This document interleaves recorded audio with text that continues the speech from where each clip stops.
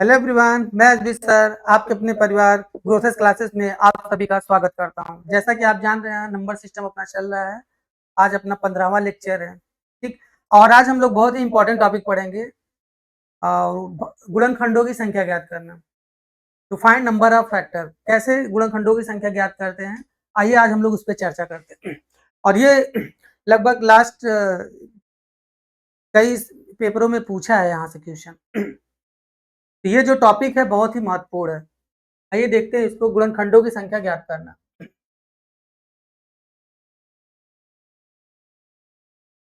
गुणनखंडों की संख्या ज्ञात करना। गुणनखंडों की संख्या ज्ञात करना।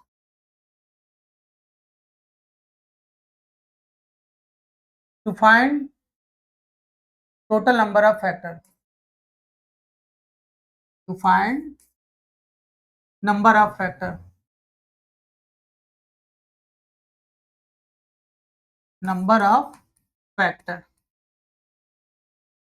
ठीक है। To find total number of factor हमको काउंट करना है। अच्छा, खंडों की संख्या ज्ञात करना मतलब भाजकों की संख्या ज्ञात करना, ठीक है। इसको हम लोग भाजक भी बोलते हैं। भाजकों की संख्या काउंट करना।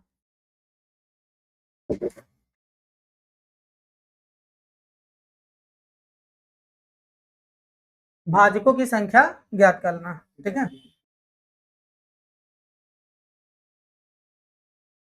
भाजकों की संख्या हम लोग ज्ञात करेंगे, ठीक है। भाजकों की संख्या ज्ञात करना, गुणनखंडों की ज्ञात करना बात एक ही है, ठीक है। और इसको हम लोग डिवाइजर बोलते हैं, जिसको हम लोग क्या बोलते हैं, डिवाइजर।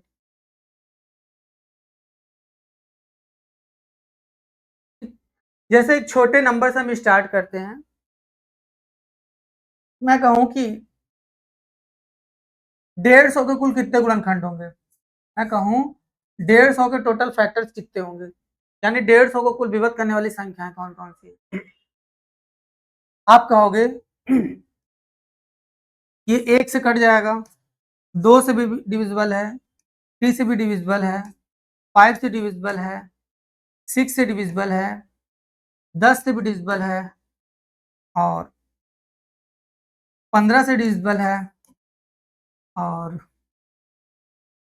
25 से डिविजिबल है, 30 से डिविजिबल है, और 50 से डिविजिबल है, 75 से डिविजिबल है, और अपने आप से भी कट जाएगा। तो यहाँ पे हम लोग काउंट कर लेते हैं टोटल नंबर ऑफ फैक्टर्स हैं कितने। ये फैक्टर्स हैं, देखिएगा, 1 2 3 4 5 6 7 8 9 10 11 12। टोटल नंबर ऑफ फैक्टर यहाँ पे आप देख पा रहे हो कितना है, 12 फैक्टर। इसमें से कुछ इवन है, कुछ आड है। इसमें कई तरह का प्रश्न पूछता है। तो पहला सवाल पूछेगा टोटल नंबर ऑफ फैक्टर, तो इस तरह से फैक्टर करोगे, हो सकता है कोई नंबर आपसे मिस हो जाए, कोई नंबर मिस हो सकता है, ठीक है। लेकिन ये आपका क्या है, एक बेसिक तरीका, यही फैक्टर्स हैं। तो total number of factor find करने के लिए इसका एक बेसिक तरीका ये है। बाकी इसको कैसे करते हैं वो मैं आपको बता देता हूँ। सबसे पहले इसको हम लोग प्राइम फैक्टराइजेशन कर लेते हैं। क्या कर लेते हैं, प्राइम फैक्टराइजेशन कर लेते हैं। तो आइए हम लोग उसको प्राइम फैक्टराइजेशन में ब्रेक कर लीजिए। इसको 150 को आप इस तरह से ब्रेक कर लीजिए।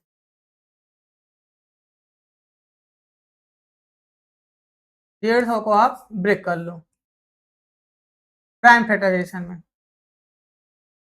2 सते 14, 2 पंचे 10, 3 दूनी 6, 3 पचे 15, 5 पचम 25, 5 एकम 5, ठीक है। इस तरह से मैंने ब्रेक किया। और 2 देखिए ऐसे लिखेंगे, 2 इंटू 3 इंटू 5 का स्क्वायर। 5 2 टाइम्स है, 5 का स्क्वायर। यहाँ 2 की घात कुछ नहीं है, 1 है, मतलब 3 की घात कुछ नहीं है, मतलब 1 है, 3 एक बार है, ठीक। और हमको total number of factor found करना है। Total number of factor, total number of factor. तो कैसे करेंगे, देखिए इस तरह प्रश्नों को सबसे पहले हम प्राइम फैक्टराइजेशन कर लेते हैं। और जो भी घात में आपको वैल्यू दिख रही है, इसमें एक एक जोड़ते चले जाते हैं।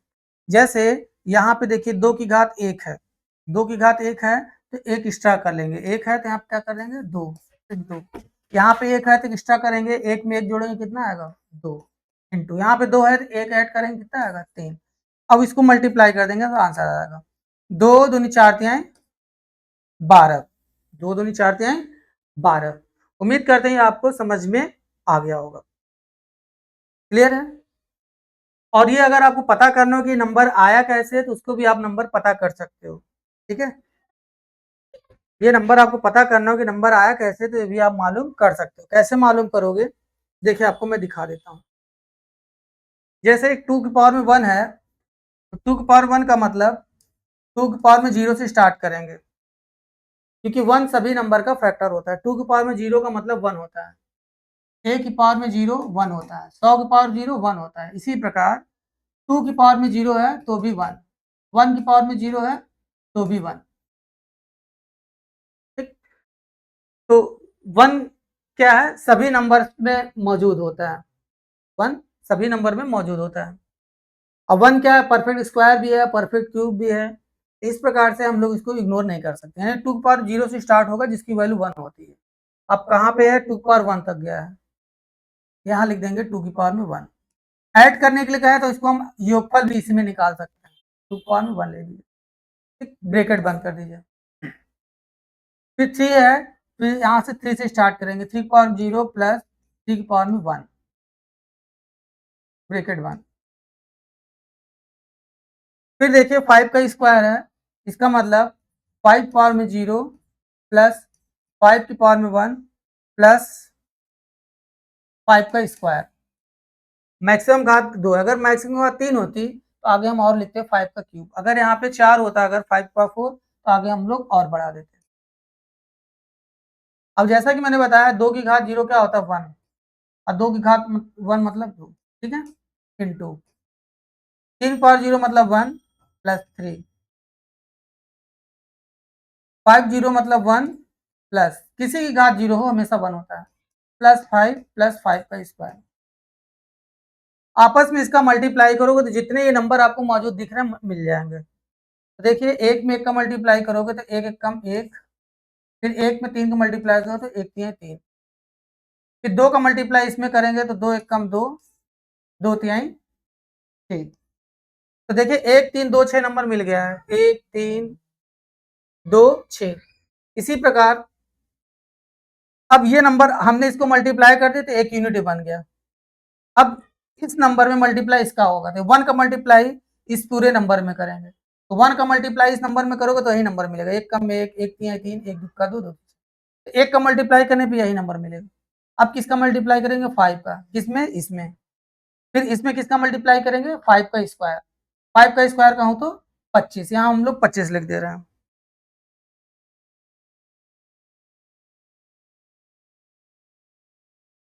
ठीक, तो एक का मल्टीप्लाई करेंगे इस नंबर में, फिर 5 का मल्टीप्लाई करेंगे इस नंबर में, फिर 25 का मल्टीप्लाई करेंगे इस नंबर। ठीक, तो एक का मल्टीप्लाई करेंगे तो यही नंबर मिलेगा। अब 5 का मल्टीप्लाई करेंगे, ठीक है, इसके आगे हम लोग 5 का मल्टीप्लाई करेंगे तो 5 एक नम 5, 5 तिहाई 15, 5 दूनी 10, 5 छंग 30। सारे फैक्टर्स हमको देखिए मिल रहे हैं। अब देखिए और भी मिल गया आपको, 5 15 10 30 यहीं कहीं लिखा होगा, इसमें देख लीजिएगा आप। उसके बाद 25 का मल्टीप्लाई करिए, उसके बाद 25 का मल्टीप्लाई करिए किसमें, यहाँ वाले में। 25 से का नाम 25, 25 तिहाई 75, 25 दूना 50 और 25 छक्का 150। इस प्रकार से आप देख रहे हो कि पूरा 12 का 12 फैक्टर मैंने यहाँ पे फाइंड कर लिया। अगर योगफल कर रहा है तो उसको जोड़ दीजिए, और अदरवाइज ये सारे नंबर फैक्टर्स मैंने निकाल के आपको दिखा दिया, सारे नंबर फैक्टर्स आपको निकाल के दिखा दिया। तो आप देख लीजिए टोटल 12 फैक्टर्स हैं, 1 2 3 4 5 6 7 8 9 10 11 12। तो इस तरह से मैंने पूरा इसको निकाल दिया। अब इसके योगफल के लिए क्या है कि इसका योगफल क्या होगा, तो इन सारे नंबर को आप जोड़ोगे, ठीक है, इन सारे नंबर को आप जोड़ोगे, एक में 3 जोड़ोगे तो कितना आएगा 4 4 2 6 6 6 12 12 5 17, फिर 17 15 जोड़ेंगे, फिर 10, फिर 30 25 75 50 150। इस तरह जब आप इसको जोड़ोगे तो आ जाएगा ये 372। तो आप जोड़ लीजिएगा 372 आ जाएगा। क्लियर है? तो इस तरह से आप देख पा रहे हो, ये सारे फैक्टर्स मैंने यहाँ पे निकाल दिया।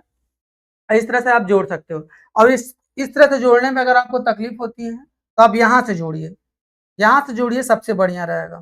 ठीक है, ये तो मैंने आपको बताया कि फैक्टर्स कैसे आया है। बाकी आप यहाँ पे अगर मल्टीप्लाई कर दोगे तो आपका आंसर आ जाएगा। जैसे कि आपको मैं दिखा रहा हूँ, 2 में 1 जोड़िएगा तो कितना आएगा, 3। ठीक है, और 1 में 3 जोड़िएगा तो कितना आएगा, 4। फिर 25 5 30 1 31।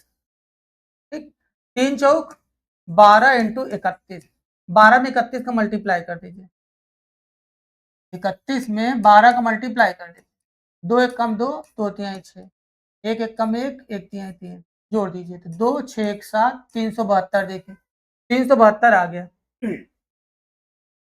तो इस तरह से टोटल नंबर ऑफ फैक्टर मैंने काउंट किया, तो मैंने क्या बताया कि पावर में जो भी रहेगी एक ऐड कर देंगे। तो इसका एक फार्मूले के रूप में मैं इसको आपको लिखवा देता हूँ, फार्मूले के रूप में इसको मैं आपको बता देता हूँ कि सबसे पहले जो भी नंबर आएगा उसका सबसे पहले हम लोग प्राइम फैक्टराइजेशन करेंगे। क्या करेंगे, प्राइम फैक्टराइजेशन करेंगे। उसके बाद अगर इस तरह के फॉर्म में आ जाए, ए की पावर में पी, बी की पावर में क्यू, इंटू सी की पावर में आर, जहां जहां ए बी सी क्या प्राइम नंबर है, ये प्राइम नंबर होना चाहिए। तब total number of factor, total number of factor आपको पता करना हो तो क्या बताओगे, जो भी पावर में रहेगा जिस पावर में एक ऐड कर देंगे, p plus 1 into Q plus 1 into R plus 1, एक ऐड कर देंगे। जैसा कि पिछले सवाल में हमारे पास 150 था, टोटल नंबर ऑफ फैक्टर पता करना था, तो मैंने बताया था सबसे पहले प्राइम फैक्टराइजेशन करते हैं।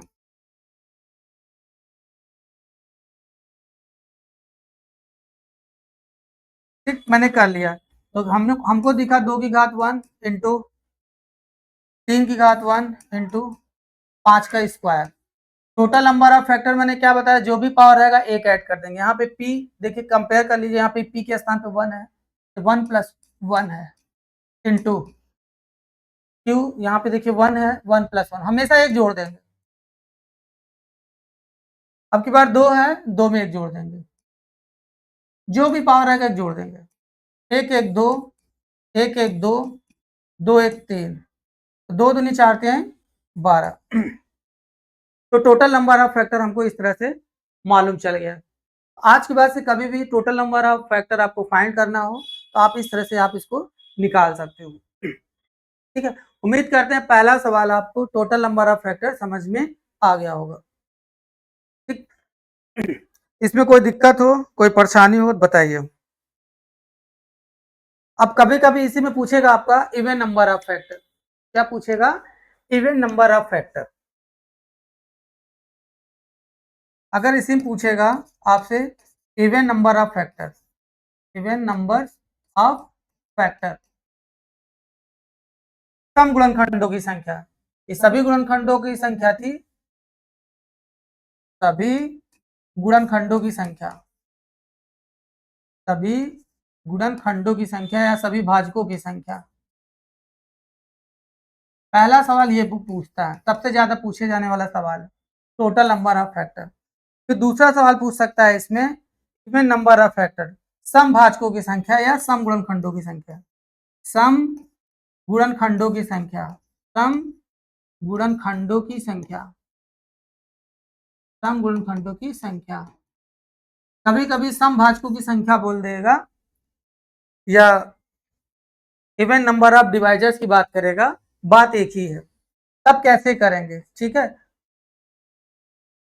तो देखिए तब कैसे करेंगे, अगर आपसे कभी भी सम गुणनखंडों की संख्या कहेगा तो जो हम लोग इवन नंबर में जो हम लोग एक ऐड करते हैं तो उसको ऐड नहीं करेंगे, क्योंकि आप जानते हो अगर 2 की घात 0 लोगे तो 2 की घात 0 1 होता है, और 1 क्या सम संख्या होता है, नहीं, 1 विषम संख्या होता है, इसीलिए हम लोग पावर में एक ऐड नहीं करेंगे। ठीक है, तो यानी कि जो जैसे रहेगा ये 1 वाला 1 ही रहेगा। ठीक है, अगर इवन नंबर ऑफ फैक्टर का आएगा तो हम लोग का इसका फार्मूला बन जाएगा p इंटू बाकी सब में ऐड कर लेंगे q+1 r+1 या और जो भी रहेगा, अगर और भी रहेगा कर देंगे, लेकिन जो 2 की घात वाली रहेगी उसमें हम लोग 1 ऐड नहीं करेंगे, बस यही ध्यान रखेंगे। अगर इसी में इवन नंबर ऑफ फैक्टर करता तो इसमें हम लोग क्या करेंगे, ये देखिए आपको दिख रहा है 1, इसमें 1 नहीं ऐड करेंगे, ठीक है। 1 इंटू बाकी सब में एक ऐड करेंगे, एक ऐड करेंगे कितना आएगा, ये 2, इसमें एक ऐड करेंगे, 2 में एक जोड़ेंगे कितना आएगा 3, अब मल्टीप्लाई कर दिए, 3 दूनी 6 का नम 6, तो इवन नंबर ऑफ फैक्टर हमको मालूम चल जाएगा। इवन नंबर ऑफ फैक्टर कितना मिल गया इसमें 6, जैसा कि आप देख पा रहे हो इवन नंबर ऑफ फैक्टर में। तो यहाँ पे तो हम नहीं दिखा पा रहे हैं आपको, इसमें आगे लिख देते हैं, अभी मैंने कुछ देर पहले लिखा था, दिखा देता हूँ। 6 आया है, देख लीजिए 6 इवन नंबर ऑफ फैक्टर है, 1 2 3 4 5 6 इवन नंबर ऑफ फैक्टर आपको निकल के आ गया यहाँ पे सामने। अगर 12 टोटल फैक्टर है जिसमें से 6 इवन है तो जाहिर सी बात है ऑड फैक्टर कितने होंगे, 6 हो जाएंगे। उसको आइए देख लेते हैं हम लोग।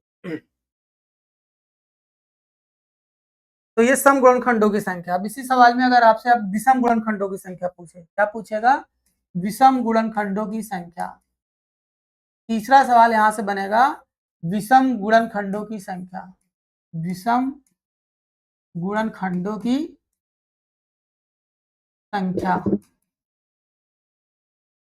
विषम गुणनखंडों की संख्या अगर आपसे ज्ञात करने के लिए कहे, यानी कि odd number of factor, odd number of factor या ऑड नंबर ऑफ डिवाइजर, ठीक है। विषम गुणनखंडों की संख्या ज्ञात करना है आपको। तो विषम गुणनखंडों की संख्या ज्ञात करने के लिए अभी मैंने बताया आपको, देखिए इसमें आपके पास नंबर है, क्या नंबर है, 2 3 5 का स्क्वायर, क्या है 2 3 5 का स्क्वायर, यहाँ पे 1 1 मल्टीप्लाई करिए, 2 3 6 और 25 छक्का 150 है ये। अगर हमको ऑड नंबर ऑफ फैक्टर चाहिए तो मतलब हमको 2 चाहिए ही नहीं, ठीक है, हमको 2 चाहिए ही नहीं। तो 2 वाली घात को हम लोग कैंसिल कर देंगे, 2 वाली घात को क्या कर देंगे, हटा देंगे, बाकी सारे जैसे पावर हो एक ऐड कर देंगे, 1 है 1 ऐड करेंगे, इंटू 5 2 है 2 में 1 ऐड करेंगे, ठीक है। तो 1 1 2 इंटू 2 1 3 और 2 3, इस तरह से ऑड नंबर ऑफ फैक्टर हम यहाँ पे निकालिए बिल्कुल आसानी से, ठीक है। क्योंकि अगर आपको ऑड नंबर ऑफ फैक्टर चाहिए तो 2 रहना ही नहीं चाहिए, क्योंकि 2 एक ऐसी संख्या किसी में मल्टीप्लाई कर दोगे तो वो इवन नंबर बन जाएगा, इसलिए उसको हम लोग काउंट नहीं करेंगे। बाकी जितने रहेंगे उसमें एक ऐड करते हुए लिख देंगे, एक है तो 2 और 2 है तो 3, मल्टीप्लाई कर दिया 6, तो total odd number of factor कितने आ जाएंगे 6। उम्मीद करते हैं ये आपको बिल्कुल समझ में आ गया होगा, ठीक है।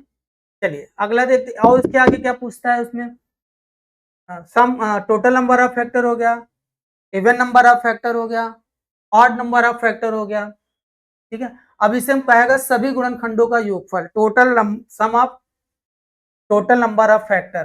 चौथा सवाल इसमें पूछेगा सभी गुणनखंडों का योगफल, चौथा सवाल इसमें जो पूछेगा सभी गुणनखंडों का योगफल, सभी गुणनखंडों का योगफल, sum of all factor, sum of all factor, सभी गुणनखंडों का योगफल क्या होगा, ठीक है। जैसा कि नंबर आपको मैंने वहां पे लिखा था, नंबर अपने पास था क्या क्या, 1 था, 2 था, 3 था, 5 था, ठीक है, 6 था, 10 था, 15 था और 25 था, 30 था, 50 था और 75 था, 150 था, 12 है, 1 2 3 4 5 6 7 8 9 10 11 12 ये। अब इसको जोड़ने के लिए कह रहा है, इसको जोड़िएगा तो बहुत टाइम लग जाएगा, ठीक है, इसको जोड़िएगा तो बहुत टाइम लग जाएगा, या आप बहुत फुर्ती के साथ जोड़िएगा तो इसको जोड़ेंगे तो हम जोड़ के रखें भाई 372 आता है, जोड़ लीजिए। ठीक है, जोड़ने में दिक्कत होगी तो इसका भी इसका तरीका होता है, सभी गुणनखंडों का योगफल जोड़ा कैसे जाता है। ठीक है, जैसा कि अभी मैंने इसको प्राइम फैक्टराइजेशन किया था, इसका 150 का 150 का प्राइम फैक्टराइजेशन मैंने किया था। क्या किया था, ये आया था आपका 2 इंटू 3 इंटू 5 का स्क्वायर, ये आया था 25 या 75 दूना 150। और सभी गुणनखंडों का योगफल चाहिए तो देखिए इसको कैसे करते हैं। सबसे पहले 2 की पावर 0 से स्टार्ट करेंगे। कहाँ से स्टार्ट करेंगे, 2 की पावर में 0 से स्टार्ट करेंगे, क्योंकि 1 सभी नंबर का फैक्टर होता है। तो 1 2 की पावर 0 मतलब 1। ठीक है, योगफल है चाहिए इसलिए प्लस कर दिए, 2 की पावर में 1 ब्रैकेट 1। फिर 3 की पावर में 1 है, क्या लिखोगे आप, 3 की पावर में 0 प्लस 3 की पावर में 1 इंटू 5 का स्क्वायर है, 5 की पावर 0 से ले जाएंगे हम लोग, 0 प्लस 5 की पावर 1 प्लस 5 का स्क्वायर। ठीक है, अब इसको हम लोग ऐड करेंगे, इसको ऐड करिए, 2 की घात 0 क्या होता है 1 प्लस 2 हो गया ये इंटू 3 की घात 0, 100 की घात 0 हमेशा 1 होता है। ठीक है, ये चीज हमेशा दिमाग में बैठाइए, a की पावर 0 1 होता है, 100 की घात 0 हो तो भी 1 होता है। ठीक है, 1 की घात 0 हो तो भी 1 होता है। इस प्रकार से 3 घात 0 है तो 1 आएगा इंटू 5 पावर 0 है तो उसकी वैल्यू कितनी आएगी 1 प्लस 5 प्लस 5 का स्क्वायर मतलब 25। ठीक, अब देखिए 2 में एक जोड़िएगा 3, 3 में एक जोड़िएगा 4 और 25 5 30 31, मल्टीप्लाई कर दिए, 3 चौक 12 इंटू 31, 12 इंटू 12 में 31 का मल्टीप्लाई करेंगे तो 372 आ जाएगा। तो इस तरह से आप सभी गुणनखंडों का योगफल ज्ञात करना हो तो मैंने जितने फैक्टर्स थे, अभी आप इसको यहाँ से यहाँ तक जोड़ेंगे तो भी 372 आएगा। बाकी इस तरह से एक्सपेंशन कर लेंगे, प्राइम फैक्टराइजेशन पहले में ब्रेक करेंगे, उसके बाद इस तरह से तो हम लोग एक्सपेंड करेंगे, उसके बाद हम लोग इसको ऐड कर देंगे। उम्मीद करते हैं ये सोल्यूशन आपको बिल्कुल समझ में आ गया होगा। ठीक, नहीं तो इसका एक और तरीका है, हो सकता है ये इस तरह से एक्सपेंशन या एक्सपेंड करने में आपको प्रॉब्लम हो, उसका एक और तरीका है। ठीक, उसको आइए हम लोग समझ लेते हैं। ठीक, इसको आप लोग समझ लिए हैं। ठीक है, सम ऑफ ऑल फैक्टर। अब इसमें हमको अगर इसका हम ट्रिक की बात करें तो ट्रिक क्या बनेगा। ठीक है, आइए देख लेते हैं।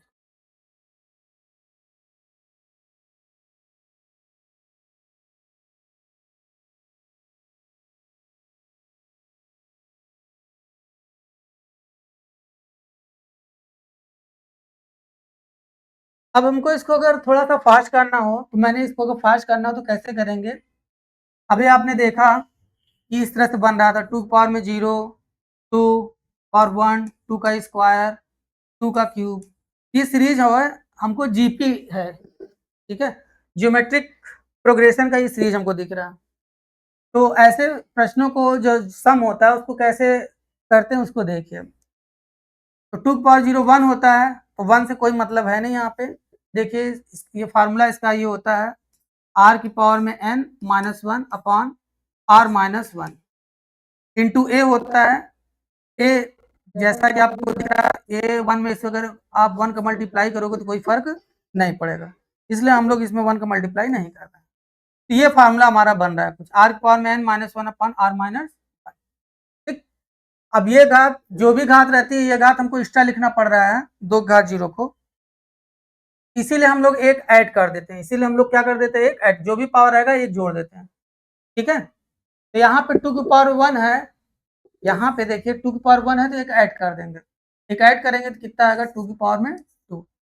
फिर देखिए माइनस 1 है, माइनस 1, फिर देखिए आर माइनस 1 है यानी कि 2 माइनस 1 इंटू, अब यहाँ पे देखिए एक बढ़ा देंगे, जितना भी पावर रहेगा एक बढ़ा देंगे, क्या लिखेंगे 3 का square minus 1 upon 3 minus 1 into, जितना भी रहेगा एक बढ़ा देंगे तो क्या लिखेंगे 5 पावर में स्क्वायर है तो क्या लिखोगे 5 का क्यूब माइनस 1 अपॉन 5 माइनस 1।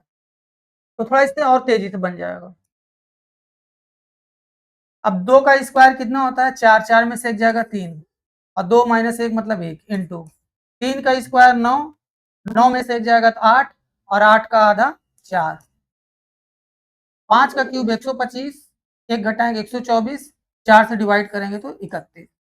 फिर देखिए 3 चौक 12 इंटू 31, 12 31 होता है 372। अभी कुछ देर पहले मैंने मल्टीप्लाई किया था। उम्मीद करते हैं आपको ये समझ में आ गया होगा। इन केस फॉर्मूले के रूप में अगर इसको लिखना चाहो तो नोट पॉइंट में आप इसको लिख लो। अगर ये नंबर आपका इस तरह से हो,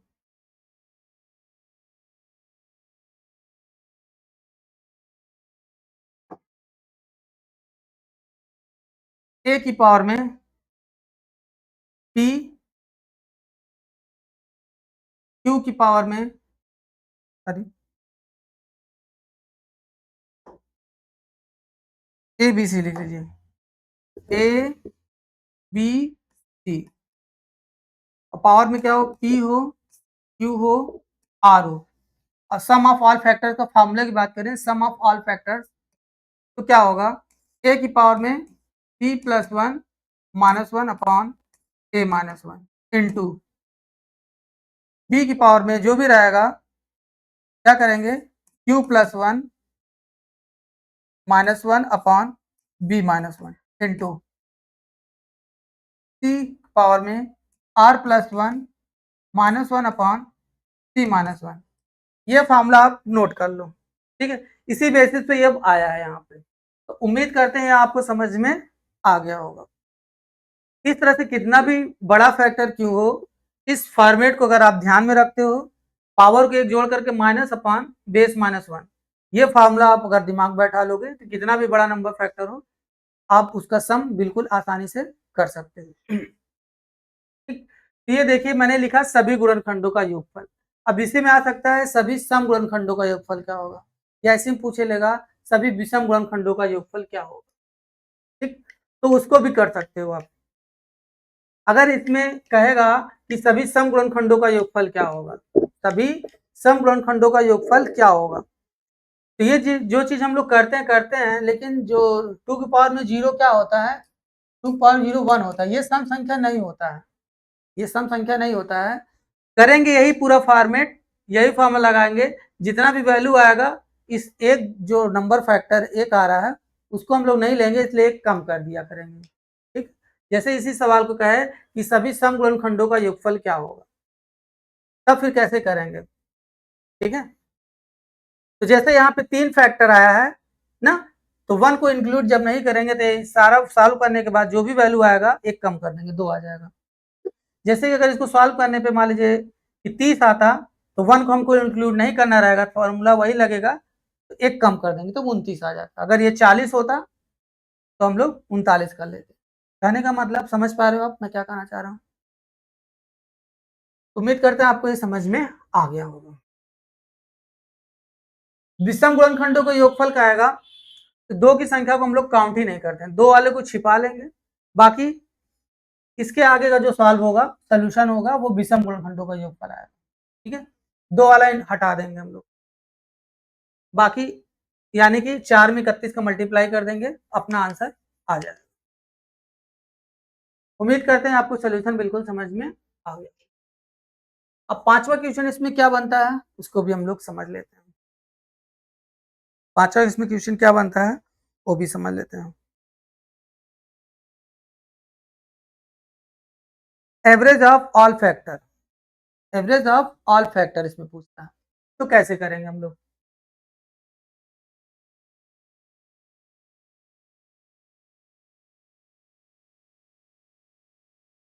5वां क्वेश्चन इसमें पूछेगा average of all factor,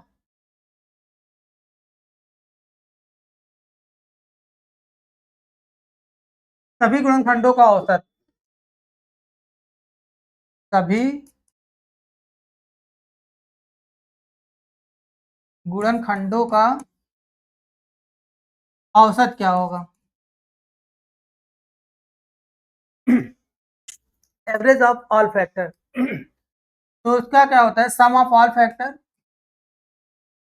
sum of all factor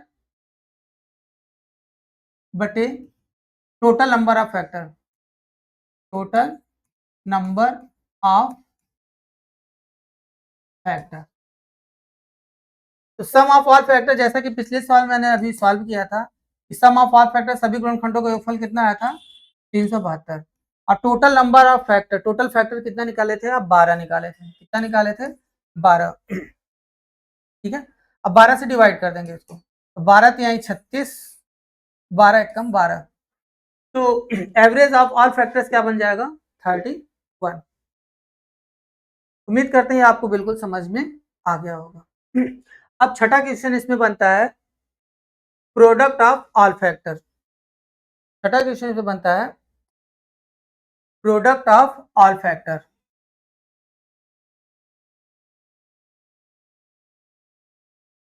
product of all factor,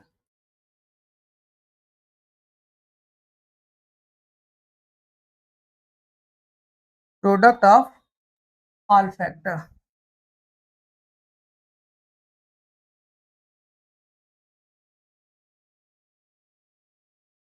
सभी गुणनखंडों का गुणनफल, सभी गुणनखंडों का गुणनफल।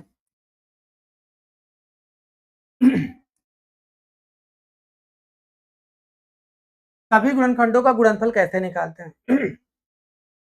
अभी कुछ देर पहले मैंने नंबर्स लिखा था यहाँ पे, क्या नंबर लिखा था, 1 लिखा था, 2 लिखा था, 3, 5, 6, 10, 15, 25, 30, 50, 75, 150। देखिए 12 फैक्टर है, 1 2 3 4 5 6 7 8 9 10 11 12, 1 2 3 4 5 6 7 8 9 10 11 12, 12 फैक्टर्स हैं। अब क्या इसको गुणा करने के लिए, तो क्या आप गुणा करोगे, तो गुणे के रूप में आंसर नहीं दिया रहता है, इसको ध्यान से समझिए। एक में 50 का गुणा करिए आप, तो उसके बाद 150 इक्यानवे में 150 आ जाएगा ना, 150। उसके बाद देखिए 2 इंटू 75 करिए तो 150 आएगा, इसको मल्टीप्लाई करिए आप, 2 इंटू 75। उसी प्रकार 3 इंटू 50, 50 ने 150 होता है क्या, हो गया आप, हाँ। उसी प्रकार 5 इंटू 30, 30 पंजे 150। इसी प्रकार 25 छक्का 150, 6 इंटू 25, मल्टीप्लाई ही तो करना है हम लोग, और 15 दाम 150।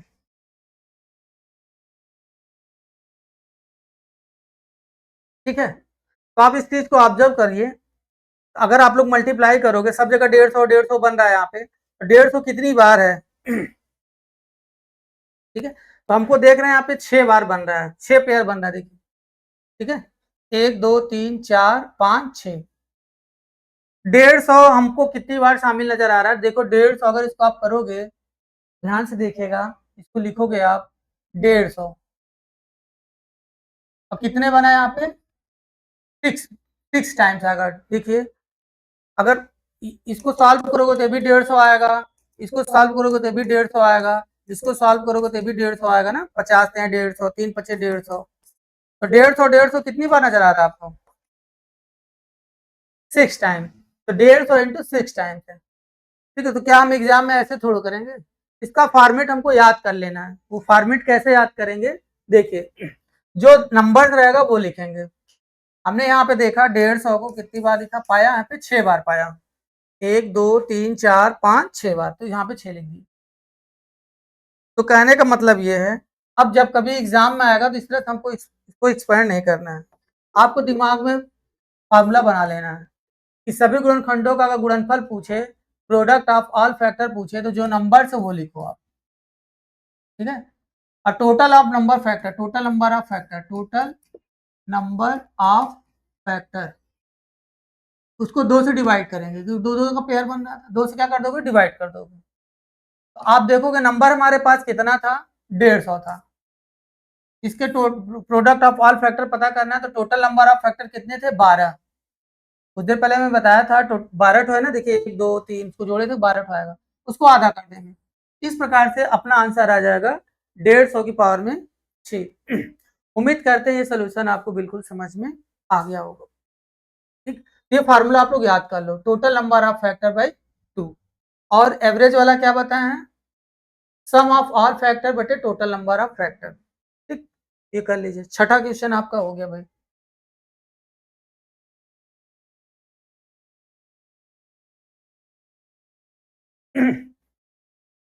तो इस तरह से अपने पास 6 वैरायटी क्वेश्चन यहाँ पे बन गए हैं।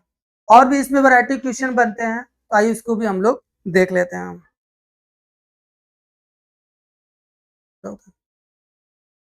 तो आगे इसमें और भी वैरायटी है। अभी मैंने जैसे कि आपको 7 वैरायटी या 6 वैरायटी बताया, शायद बताया 6 वैरायटी बताया आपको।